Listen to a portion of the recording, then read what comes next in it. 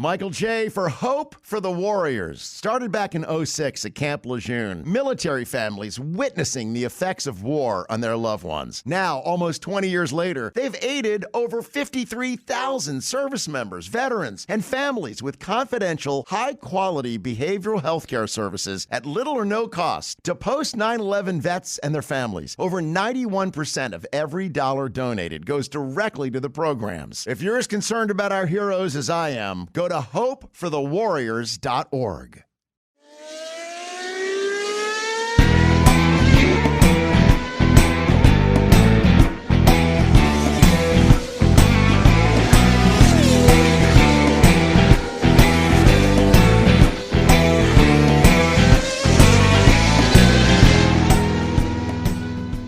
Guys, we actually had a race.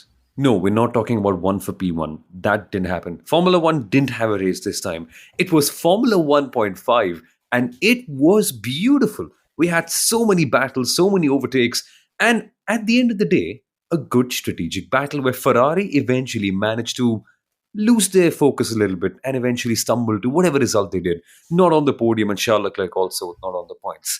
Disappointing? At this stage, I think would probably be the stupid ones if we think that we're disappointed. The expectations need to be set right anyway. But that's just one part of it. On this episode of the Inside Line F1 podcast, yes, we will discuss why Ferrari put Leclerc on a hard, soft, hard strategy, with his hard compound stint lasting less than his soft compound stint. But there's also going to be a lot more other chatter as well. A lot more about Max Verstappen, a lot more about McLaren and what happened to their race, and a lot more about Mercedes and just genuinely, are they in it for real? And are their upgrades working? All of this and more is going to be a part of this 2023 Spanish GP review on the Inside Line F1 podcast. Firstly, thank you so much for joining in. My name is Samuel Arora. I am the host of The Driving Force on Disney Plus Hotstar and also the Indian Racing League broadcast on Star Sports. And joining me as always is Kunal Shah, the former marketing head of the Force India F1 team, who's also an FIA accredited Formula 1 journalist working with the Viaplay network.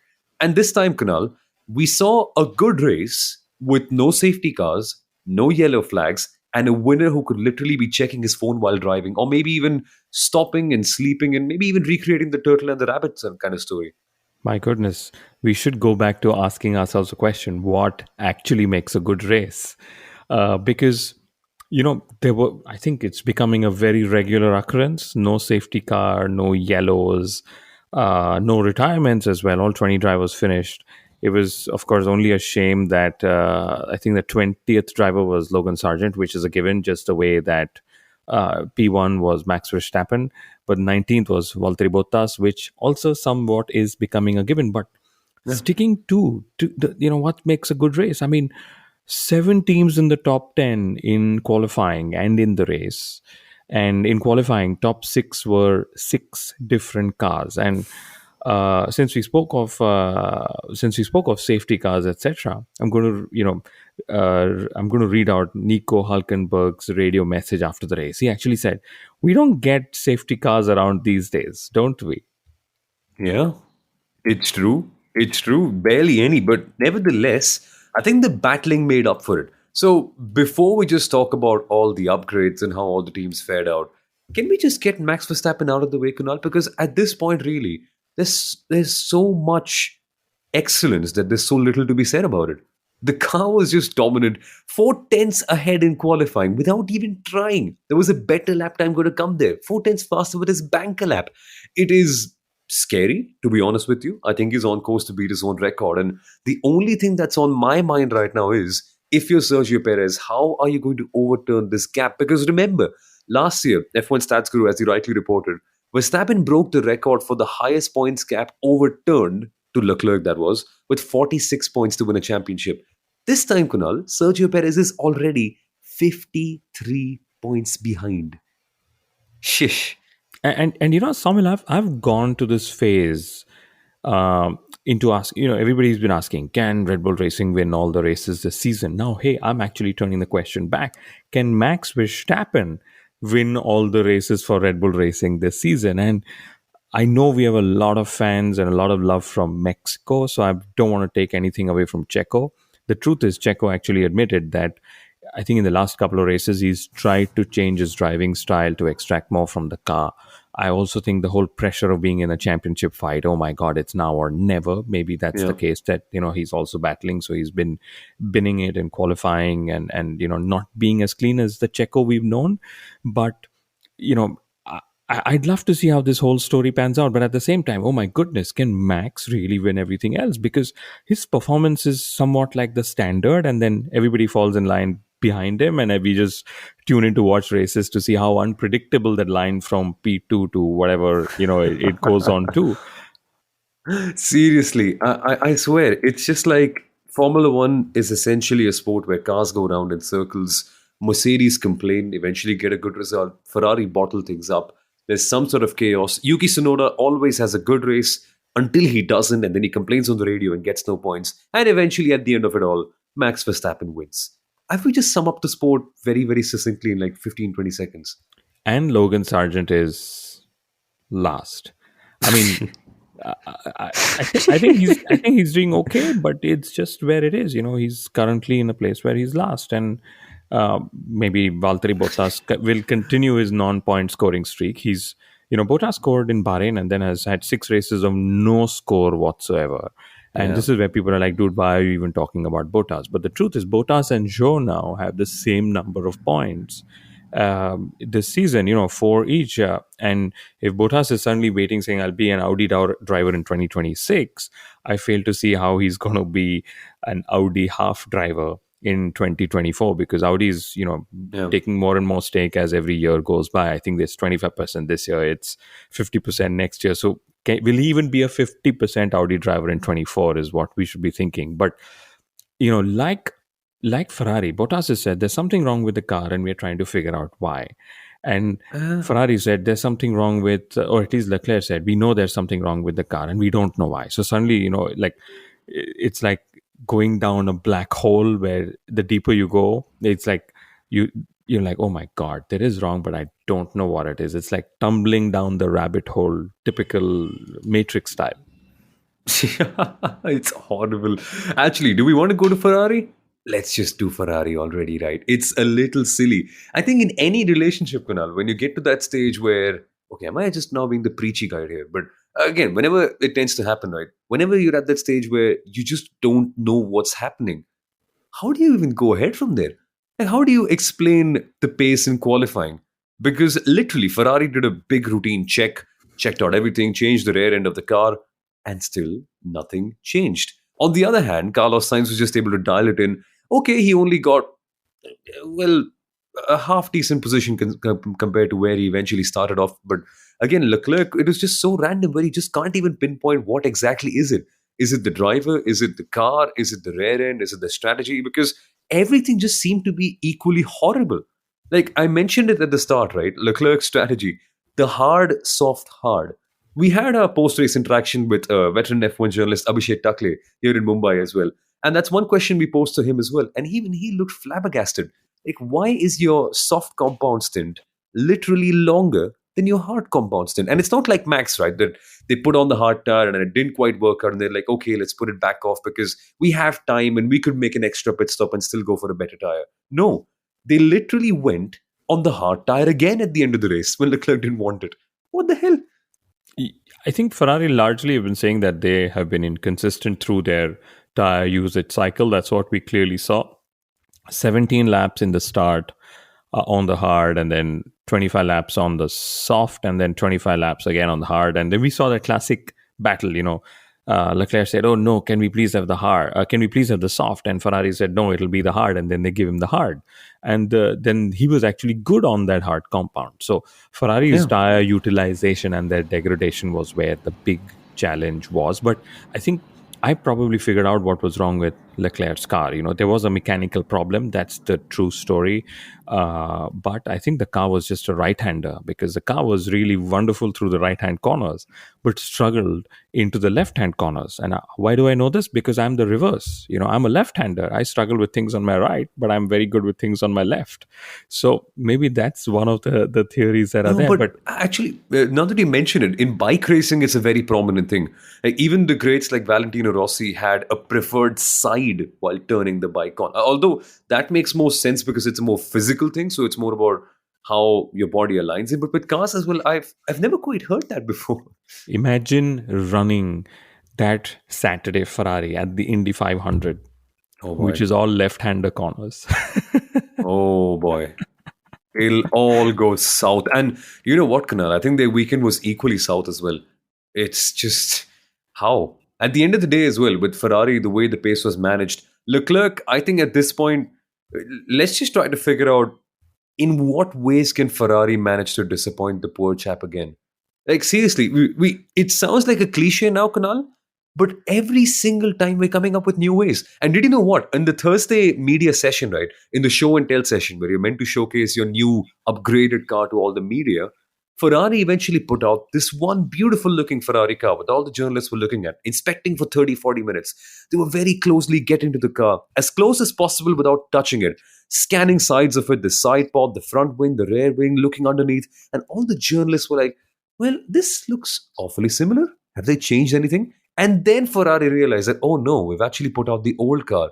We now need to drag out the new, upgraded Ferrari outside. And that just shows you how My clueless the team can goodness. be. I actually missed this. I wouldn't have known had we not recorded this. Oh my goodness! And we were talking of how everyone's going to bring upgrades, and Red Bull was bringing an upgrade. Will they bring a zero pod and suddenly still beat the field? Ferrari, of course, ended up bringing a Red Bull-looking car, much as Mercedes also finally brought some upgrades. So with this whole Yeah. talk of, oh my god, in 2022, so many different philosophies, and now everybody's just like, let's just run a Formula Red Bull because that's how we know we can win. Because such was Max's advantage, Sommel, that he started on a harder compound than everybody else around him. He was on the medium while everybody else was on the soft. And remember, the run from the start grid to turn one is one of the longest ones in the corner in Spain. So he was so confident that I remember one of his, on Viaplay, we had a start grid interview or just before, and Max Verstappen said, even if Carlos takes me into turn one, I am not worried. We have the race pace to beat him later. Like that's how Whoa. much confidence they are able to drive with. And uh, overall, I think it was a fairly interesting race. Lots of overtakes and lots of stops. I think every driver made 2 stops. There were 4 or 5 drivers that did 3 stops. Yeah. There were 4 or 5 drivers that actually used every compound through the stop. So I think Nico Hulkenberg, Kevin Magnussen, maybe even Yuki Tsunoda, yeah, they used the soft, hard, medium, all 3 compounds trying to get through positions. So all in all, it was very chaotic in the pit lane, on the track. But it's like I wouldn't still rate it as a classic. I don't know about you. Yeah, it's just Spain. It can't be a classic. It's just the way it is, simply. But no, on a very honest note, I think this race leaves you with more questions than answers, which is the amazing part in my mind. That we're still quite confused about Mercedes, about how genuine their upgrade pace is, because the way they managed the tires all the way through, that first stint was incredible. Literally 20, 25 odd laps on the soft compound tires. And even Mercedes themselves apparently were confused about how our tire management is just that good. Of course, a lot of it can be boiled down to the track temperature, about how the heat just really tended to suit Mercedes quite a fair bit. And also, it was sort of cooler down than Friday, which meant that their expectations for tire wear were much, much different. And again, compared to the simulations. So they were pleasantly surprised at the end of the day. But say what you want, Kunal. We're in the grey about how good this Mercedes can be at other tracks. We're in the grey about Aston Martin as well, about how bad their car was this weekend and just what was it? Was it just the flow damage after Q1 that really impeded Fernando all the way through in qualifying? Was it just terrible tire wear? Because we saw Aston Martin's onboards all the way through the race, and both Alonso and Stroll had to nurse the car all the way through. And the way the degradation impacted them was just beyond me. They were lapping in similar lap times to Alpine, and then Alpine, of all the teams, had a super disappointing weekend because when they had pace as good as Aston Martin, they could only salvage P8 and P10. So eventually you're just left with more questions than answers. And I feel that's the sign of a good race, where you're hungry to know more. And that, I think, is nailed on pretty well. Apart from the Red Bull stuff, by the way, which Max Verstappen really killed it. What? Grand Slam this time, Kunal? Led every Yeah, lap, set yeah. fastest lap, got pole position, and won the race. and he Scary. led all free practice sessions as well. So Oh boy. suddenly he's raising the bar for the Grand Chelem as well, saying not just the typical three factors, but also, hey, I was quickest in free practices and whatever. But very interesting point, So my understanding is that a lot of performances that we saw, or a lot of performances that didn't happen, case in point, say Aston Martin, was maybe track, temperature, and tire specific. So I'm going to put three T's: track, temperature, and tire. Track, the last corner, which frankly actually seemed to offer good racing, suddenly put a new variable for the teams, which they were trying to find a balance on the car for. Then Yeah. temperature was cooler on Saturday, which saw the likes of McLaren suddenly shine because they were able to keep they were able to hit the sweet spot. Something Ferrari, for example, said we were either in the sweet spot or we were way off it. There was nothing in the middle. So like the diva thing that Mercedes said. And then the third was tires. Pirelli brought their hardest compounds, thinking that, oh my God, Spain is anyway so crazy on the tires, and now we have these two new corners which will kill the tires even more. So they correctly assumed and brought the hardest tires. Now, those tires were so difficult to bring into the range that if you got it into the range, suddenly you were really quick. Otherwise, Yeah. you were just trying to work and bring them into the range. So Mercedes's upgrades, did they really work, or was it a formula of these three T's that ended up working and giving Mercedes a double podium result, which is what I'd love to know how things pan out in Canada. And like you said, lots Yeah. more questions. And I like it. I like it. It's fun. It leaves you hunting for more. And in that case as well, I also like it when George Russell is in a good mood eventually, because when he's not, he becomes just so annoying eventually. But when he's happy, Kunal, he suddenly becomes the rain man, and he's sensing some rain as well, and he's just sort of screwing around with the team as well when he's just saying, "Oh no, it wasn't a solid move. It was just solid." What's up with this guy? I really, really love him. Although it's annoying, but it's some character, which is what we so badly miss. And on the other side of the things as well, Fernando Alonso is losing character. I mean, it's like is something that one of our really dear friends and attendees at the Inside Line F1 podcast, F1 Pit Stop yesterday said that Alonso is now working at a corporate job where he has to suck up for the boss's son. And that radio message eventually, I think it shows the difference between Alonso and Verstappen, where Max Verstappen, he's such a bad person. He doesn't care for Sergio, doesn't tell him that, oh, Sergio has made a good move, or doesn't give him his brake bias. But Fernando Alonso does all of these things and then also says, oh, no, don't worry, my friend. I'm just creating a gap behind you. He's a good guy. I think finally, he's maturing, Kunal, at 41 years old. Well, I'm going to first start with George Russell. He also ended up telling Mercedes the minute he left the pits. I think it was the first stop. Great pit stop, lads. So he was in that really good mood. And when he said, "Oh, is it the sweat or is it the rain?" I actually switched to the official F1 radar channel that I have, and I was like, he is saying turn 5, but actually at turn 10 there were rain clouds. And Oh, suddenly I remember telling everybody in the broadcast studio, oh my God, I think rain is coming. And we showed the weather radar, just because George Russell said, is it the rain, is it the sweat? It was so strange. He triggered everybody. I'm pretty sure everybody went through this. Okay.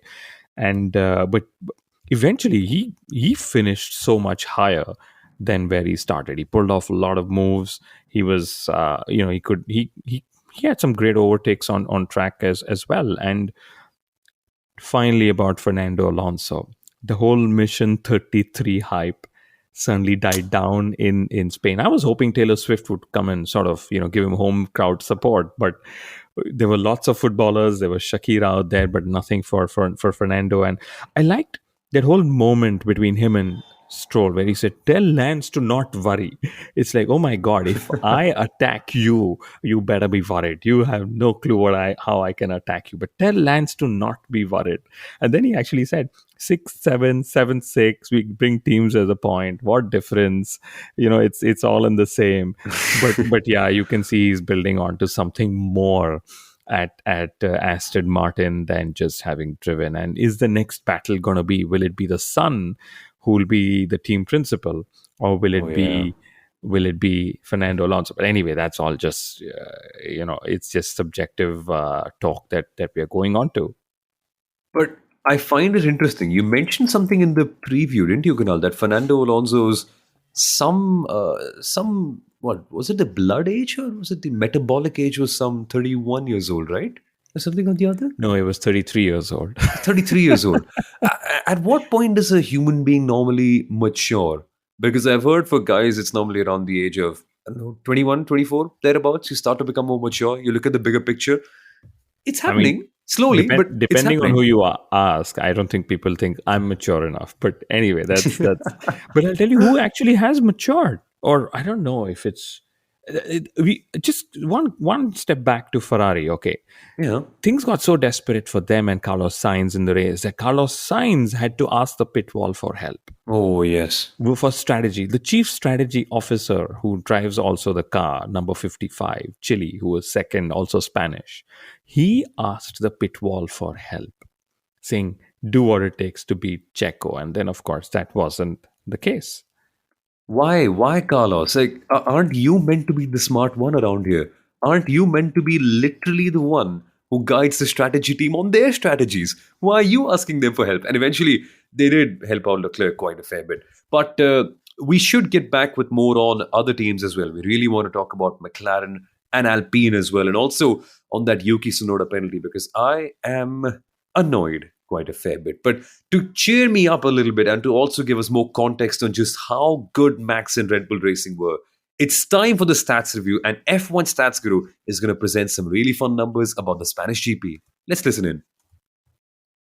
Strange, isn't it, Kunal, that after Miami, so close in, we just have another race that has no yellow flags, no safety cars, nothing or the other. It's funny that it still has turned out to be quite a good race, and in part as well because we saw other teams like McLaren and also other stories like Alpine to watch for, because those two things really kept me hooked. Alpine, firstly, it's so disappointing. P8 and P10 is just not representative enough about how good they were all the weekend. I mean, their pace was very, very similar to what we saw with Aston Martin all the way through. Gasly got their unfortunate penalty. Ocon obviously had to pester Fernando Alonso because obviously he had to pester Fernando Alonso. It wouldn't make sense without it. But if you look at it this way, wouldn't it be fun to be now a part of an Alpine board meeting where Otmar Safnauer is just going to get his head chewed off again? Or are they going to be celebrating because McLaren got barely any points? I mean, if you want to be in a board meeting with them, firstly, you have to ask how many people actually sit in a board meeting and how good is your French, because they're very French. I really doubt we have French listeners. Now, that would really surprise me if we had French listeners. It would surprise me as much as not seeing Fernando Alonso on the podium, because that sort of had become our template that we got used to. Two Red Bull drivers and Fernando on the podium, right? Exactly. And Lance Stroll, we had a stats review by F1 Stats Guru. My stat for this episode is Lance Stroll and Charles Leclerc have now scored points in the same number of races in 2023, which is only 4 races out of 7. Okay. And just goes to show, what's going to happen with Leclerc and Ferrari. Are more rumors going to come out between now and Canada, because that's typically what ends up happening. But anyway, and you mentioned McLaren. I think McLaren were just very good under the cold temperatures to have both the cars there in the top 10. And, to see, you mentioned a happy George Russell. I would say even a happy, chirpy Lando Norris is so much fun to talk to. On Saturday, he said, oh, wow, we just got it. Oh, wow, are we P3? That typical. And then he got out of the car. He's like, we will be lapped 3 times over, even though we are in P3. So I think all in all, it just goes to show how tight it is, because in qualifying, Leclerc was out in Q1, but he was just 1.1 seconds slower than Max Verstappen. And then, of course, 6/10 slower was Logan Sargent, but we just leave that aside. So that's just how close things are in general, Somil, I would say, especially. I mean, qualifying is now even more my most favorite session of the weekend. Yeah, likewise. Anything can happen, which is so amazing. Anything barring a Max Verstappen pole position. That is just a normal. And with that, actually, let's go to things that are also just about as normal, which is, as I earlier on mentioned, Yuki Tsunoda having a great race, scoring decent points until the last 10 laps. When something or the other goes wrong, he screams and shouts on the radio. He gets some sort of penalty or he just makes a mistake on his own, and eventually he ends up in P11 or P12. As always, it's become the Yuki Tsunoda template, and it really hurts me because I like him. I like him, and which is why his penalty really stings me, Kunal, because the more I watch it, the more I get annoyed about thinking, well, what did you expect Yuki to do? Like, where should the guy go? He's literally turning in super early to make sure that he's touching the early apex of the turn, of the first corner, basically. And Zhou Guan Yu should be more aware that the fact that there's no room on the outside to make a move at that case. Okay, sure. Heading into the braking zone, his wheels were marginally, only like a half an inch ahead of Yuki Tsunoda. But isn't it common knowledge that turn one can't be taken from outside to inside to outside? That's just not how you do it. But you're the one who's raced far more than me. How do you look at this and how annoyed are you? Because clearly, everyone is pissed. Everyone just barring Zhou Guan Yu.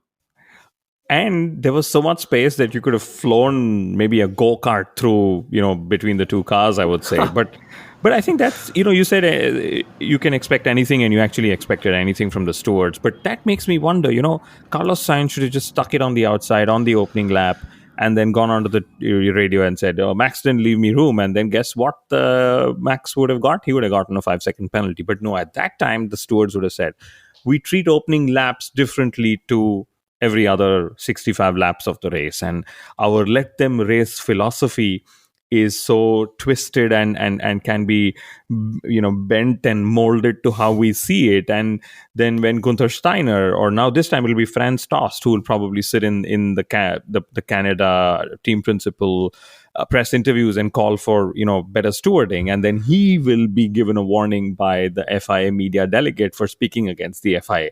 I think that's what's going to happen out of all of this. But yeah, that was the most ridiculous penalty ever. Yeah, seriously. And just take a look at how dejected and disappointed Yuki Tsunoda was. That was just a look of pure pain. Oh, man. But at the end of the... and his dejection we heard in English. I would love to hear his dejection in Japanese. So if we have fans in Japan who want to write into us and share some notes on how dejected Yuki was in Japanese, I would love for that. Oh, yeah, actually, because we've only ever heard him properly in English, and he swears a lot when he's in English. So I just want to know, I'm very curious actually, does he do the same when he's talking in Japanese as well? It would be fun to know, but yeah, probably now is not the time to rain on his parade at the end of the day. But a fun weekend on the whole. Yes, Verstappen would have won, but Formula 1, okay, it was boring. Formula 1.5 was excellent. And in the race for the championship, Kunal, only an 18-point gap between Sergio Perez and Fernando Alonso. So things are heating up over here as well. And Mercedes is ahead of Aston Martin. And, we kept asking, will Mercedes actually try and catch up Aston Martin? Now we have to ask the reverse question. Can Aston Martin really catch up with Mercedes? So I don't know. We don't really ask that question with a lot of confidence. But somehow Fernando actually felt like Spain was an outlier, which is a strange thing. But yeah, he sounded like it was an outlier and they'll be back and they'll still be chasing Red Bull come the next race. And I would love for that to happen. A true Alonso versus Verstappen, no holds barred, elbows out battle is what I'd love to see. And guess what? He was P2 in Canada last year, wasn't he? So Correct. Canada With is Alpine, coming up. Yeah, with Alpine. And Alpine was really good there. So let's hope the Aston Martin is also good in Canada. Should be fun as well. Well, let's talk about more of that and all the other stories on Formula One in our next episode. But for now, folks, that's about all from here. Thank you so much for listening, and we'll be back with many, many more episodes. If you liked what you heard, subscribe to the Inside Line F1 podcast and also share it with all the other friends and family members who you have who might also love the same as well. Take care, folks. See you, and we'll be back.